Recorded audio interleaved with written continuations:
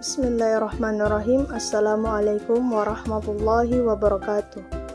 Perkenalkan, nama saya Ain Nur Fadila Abdullah, peserta pelatihan fasilitator pembelajaran digital Kabupaten Takalar. Saya dari utusan UPT SDN nomor 181 Impres Patopakan, Kecamatan Mangarabombang. Di sini, saya akan menjelaskan tentang metode pembelajaran mind mapping.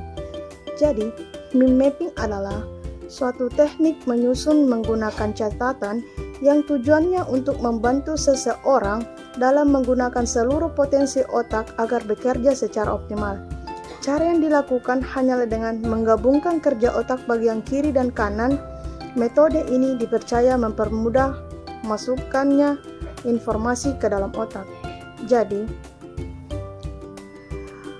mind mapping ini merupakan alat berpikir organisasional yang memudahkan seseorang dalam menempatkan berbagai informasi di dalam ingatannya untuk kemudian mengambil informasi tersebut kapanpun ia butuhkan. Jadi, perbedaan mind mapping itu dengan rangkuman adalah mind mapping berupa bagan yang menonjolkan tampilan visual dibuat semenarik mungkin. Penyusunannya sesuai dengan cara kerja pikiran atau gambar tampak mudah dipahami oleh otak.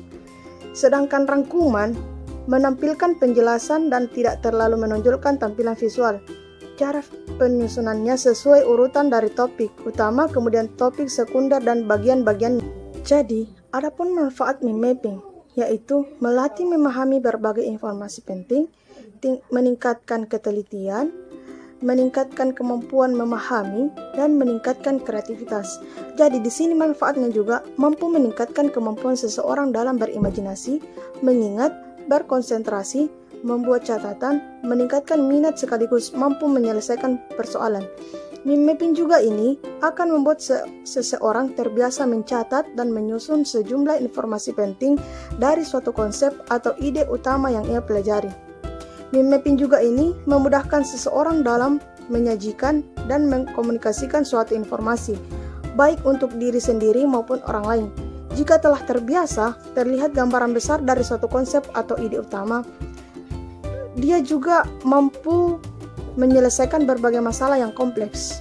Jadi, mind mapping ini juga ada beberapa jenis. Yang pertama, mind mapping silabus. Mind mapping silabus adalah sebuah jenis mind mapping yang mendukung menerima suatu gambaran berhubungan apa yang dikerjakan, dan biasanya mind mapping ini dikerjakan dengan ukuran besar dan ditempel di dinding. Yang kedua, mind mapping bab. Mind mapping bab ini adalah mind mapping yang keberadaannya dibuat berdasarkan rangkaian bab yang sudah dipelajari sebelumnya.